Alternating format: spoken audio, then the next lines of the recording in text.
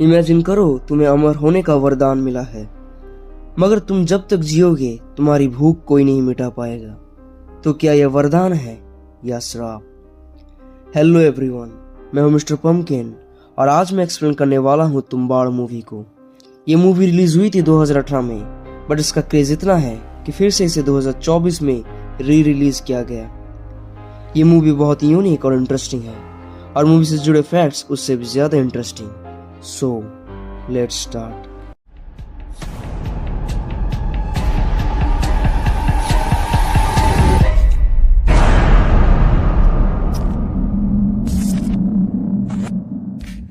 कहानी शुरू होती है एक नरेशन के साथ। पूर्ति की देवी मतलब गॉडेस ऑफ प्रॉस्पेरिटी, जिसके पास असीमित सोना और अनाज था, और ये पृथ्वी है देवी की कोख। उसकी 16 करोड़ संतान थे और सभी देव देवी थे, मगर देवी सबसे ज्यादा प्यार करती थी अपने पहले संतान हस्तर को। बट हस्तर के मन में था लालच। वो देवी के सोने को हड़प लेता है, मगर जब अनाज की बारी आती है तब सारे देव देवी मिलकर उसके ऊपर हमला कर देते हैं। मगर पूर्ति की देवी आकर हस्तर को बचा लेता है, इस शर्त में कि हस्तर को भुला दिया जाएगा और उसे कोई नहीं पूजेगा। फिर हस्तर को कैद कर दिया जाता है देवी के कोख में। पूरी दुनिया हस्तर को भूल गई थी जब तक न तुम्बाड़ गांव में उसका एक मंदिर बनाया गया था। और ये था मूवी का इंट्रो। चैप्टर 1 1988। हम एक लेडी को देखते हैं जो कि एक पुराने से मैंसन में जा रही थी, और ये मैंसन था वहां के ओल्ड लॉर्ड सरकार का। हम व्यूअर सरकार के घर में हस्तर की मूर्ति देख पाते हैं और मूर्ति के हाथ में था एक गोल्ड कॉइन। उस लेडी की नजर गोल्ड कॉइन के ऊपर ही थी। वह कहती है उसे जल्दी घर जाना पड़ेगा, नहीं तो बुढ़िया जाग जाएगी। इस तरफ लेडी के घर में हम दो लड़कों को अंदर जाते हुए देखते हैं, विनायक और उसका छोटा भाई सदाशिव। घर के अंदर एक क्रीपी सा आवाज आ रहा था। वह बुढ़िया का आवाज था।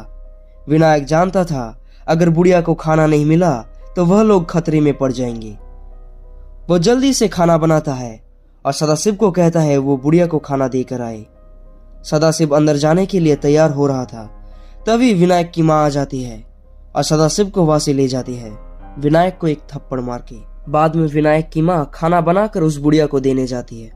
हम व्यूअर्स बुढ़िया के पैर को देख पाते हैं जो कि किसी जंजीर से बंधी हुई थी। रात में बुढ़िया चिल्लाना शुरू कर देती है।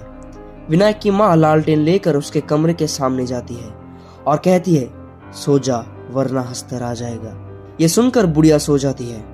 विनायक बार बार उसके माँ को खजाने के बारे में पूछ रहा था जो कि सरकार के पास था, मगर विनायक की माँ इस झमेले में नहीं पड़ना चाहती थी क्योंकि उसे कुछ राज पता था।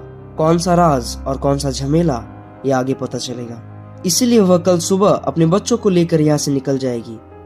बट बाहर सदाशिव पेड़ से गिर जाता है और उसके सर में बहुत गहरी चोट आ जाता है। सदाशिव को लेकर उसकी माँ डॉक्टर के वहां निकलती है और विनायक को कह जाता है कि आज रात बुढ़िया को खाना उसे देना पड़ेगा। मगर रास्ते में सदाशिव की मौत हो जाती है, इसलिए बैलगाड़ी मुड़ती है बाड़े की तरफ, मतलब सरकार के मैंसन की तरफ। दूसरी तरफ विनायक की हालत पतली हो चुकी थी। बुढ़िया तरह तरह की आवाजें निकाल रही थी।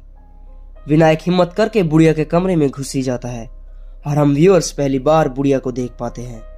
क्रीपी। बुढ़िया भूख से तड़प रही थी। विनायक खाना ना देकर उल्टा उससे खजाने के बारे में पूछ रहा था। बुढ़िया भूख से चिल्लाने लगती है। विनायक भागकर खाना लाने जाता है, मगर तब तक देर हो चुकी थी। बुढ़िया अपने जंजीर को तोड़ लेती है और वो बाहर आ जाती है। वह विनायक को पकड़ लेती है, बट एन वक्त में विनायक कह देता है सो जा दादी वरना हस्तर आ जाएगा। ये सुन के बुढ़िया सो जाती है। विनायक की माँ घर पहुंचती है। सदाशिव का अंतिम संस्कार करके वो लोग तुम्बाड़ छोड़कर निकल जाते हैं, मगर विनायक को तो चाहिए तब बाड़े का खजाना। तब उसकी माँ उसके ऊपर गुस्सा हो जाती है। वो उसके हाथ में एक सोने की मुद्रा देती है और ये मुद्रा हस्तर के हाथ वाला मुद्रा था जो कि वह बाड़े से चुरा कर लाई थी। शायद विनायक उसके माँ को वादा करता है कि वह कभी तुम्बाड़ लौट के नहीं आएगा, मगर ये वादा भी 15 साल बाद टूट जाता है। विनायक खजाने की खोज में फिर से तुम्बाड़ लौट आया था। वो पहुंचता है अपने पुराने घर में। शॉकिंग बात यह था कि दादी अभी भी जिंदा थी। विनायक को यह बात पता था कि जिसको भी हस्तर का श्राप मिलता है वह अमर हो जाता है। मगर उसकी भूख कभी नहीं मिटती। और दादी को भी हस्तर का श्राप मिला था। दादी का शरीर एक पेड़ जैसा कुछ बन गया था। वो दादी से खजाने के बारे में पूछता है।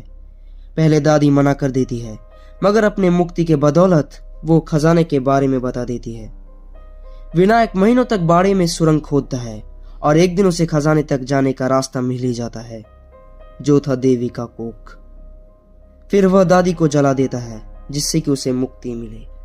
विनायक पुणे लौटता है, जहां पर उसकी वाइफ थी। अब विनायक की किस्मत की चक्री घूमती है।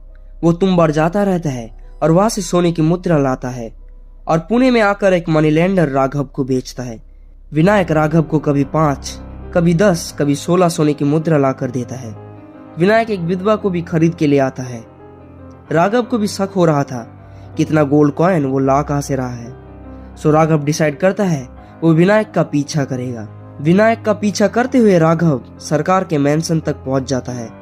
विनायक को पता चल गया था कि राघव उसका पीछा करते हुए यहाँ पर पहुंच चुका है।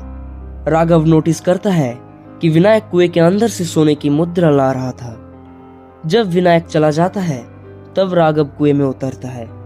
अंदर उसे एक सुरंग मिलता है, जो कि जाता है एक ट्रैप डोर जैसे दरवाजे तक, और ये था देवी का कोख।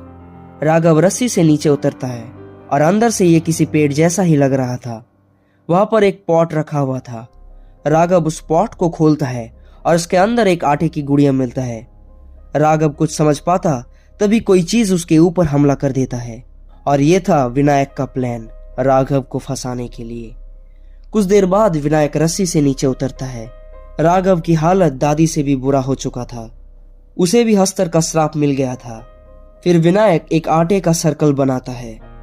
उसके बाद वह निकालता है एक आटे की गुड़िया। आटे की गुड़िया निकालते ही वहां पर हस्तर आ जाता है। हम व्यूअर्स पहली बार हस्तर को देख पाते हैं। हस्तर आटे की लाइन को पार नहीं कर पा रहा था। विनायक आटे की गुड़िया को दूर फेंकता है। जब हस्तर उसको खाने जाता है तब विनायक पीछे से उसके पाउच को खींचता है, जिसके अंदर से गिरता है गोल्ड कॉइन्स, सोने की मुद्रा। विनायक कुछ कॉइन्स को उठा लेता है।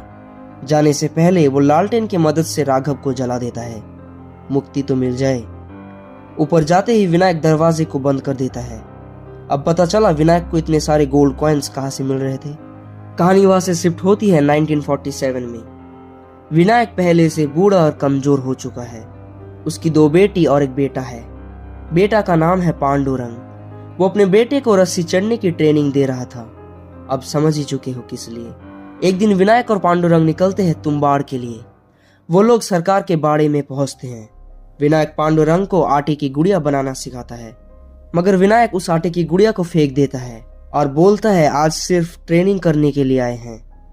वो लोग रस्सी से होकर देवी के कोख में उतरते हैं। फिर वही आटे का सर्कल बनाता है, मगर पांडुरंग एक गलती कर देता है। वो आटे की गुड़िया अंदर ले आया था, जिससे कि हस्तर आ जाता है। विनायक जल्दी से आटे की गुड़िया को दूर फेंकता है। पांडुरंग हस्तर की पोटली को खींच के कुछ कॉइन्स उठा लेता है।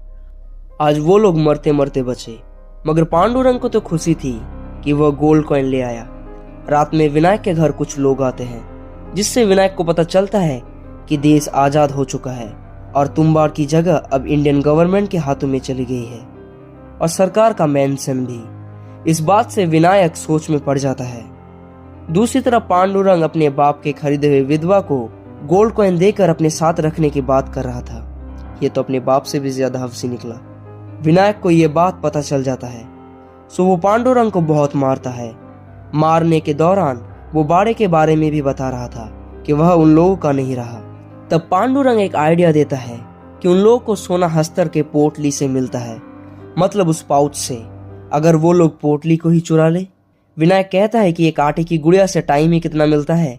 तब पांडुरंग कहता है कि वो बहुत सारे आटे की गुड़िया ले जाएंगे। हस्तर एक खाएगा, हम दूसरी फेंकेंगे, वो दूसरी खाएगा, हम तीसरी फेंकेंगे। विनायक को भी ये आइडिया अच्छा लगता है। वो लोग तैयारी करने लगते हैं। विनायक और पांडुरंग तुम्बाड़ के लिए निकलते हैं। बाड़े में जाकर वो लोग पहले बहुत सारे गुड़िया बनाते हैं, फिर उतरते हैं देवी के कोख में। इस बार एंट्रेंस में भी एक आटे का सर्कल बना दिया था, क्योंकि आज रिस्क भी तो ज्यादा है। आज सोने की जगह पोटली ही चुराने वाले थे। सब रेडी हो जाने के बाद विनायक पहले 2 आटे की गुड़िया निकालता है, मगर कहानी में आता है ट्विस्ट। विनायक देखता है 2 आटे की गुड़िया से वहां पर 2 हस्तर आ गए थे। वह पांडुरंग को मना करने ही वाला होगा, मगर पांडुरंग सारे गुड़िया को निकाल देता है, जिससे कि वहां पर बहुत सारे हस्तर आ जाते हैं। सारे हस्तर आटे की गुड़िया के लिए एक दूसरे के ऊपर झपट रहे थे। अब वो लोग बाहर निकलेंगे कैसे? तब विनायक अपने बेटे को बचाने के लिए सारे आटे की गुड़िया को अपने ऊपर बांध लेता है, जिससे कि सारे हस्तर उसके ऊपर हमला करें। फिर वो रस्सी से ऊपर जाने लगता है। सारे हस्तर उसके ऊपर झपट पड़ते हैं। बाहर आटे के सर्कल के वजह से सारे हस्तर एक एक करके जलने लगते हैं। कुछ देर बाद माहौल एकदम शांत हो जाता है। तब पांडुरंग ऊपर जाता है। वो देखता है विनायक ने हस्तर के पाउच को चुरा लिया था, मगर किस कीमत में?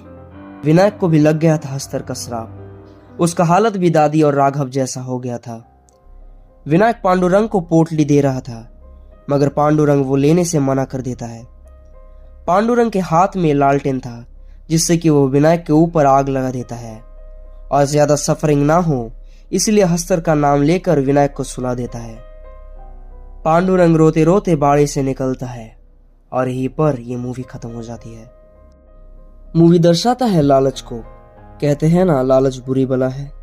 पहले लालच था दादी को, फिर सरकार को, उसके बाद सरकार का बेटा विनायक को, और सबसे ज्यादा लालची था विनायक का बेटा पांडुरंग। पीढ़ी दर पीढ़ी लालच बढ़ता जा रहा था।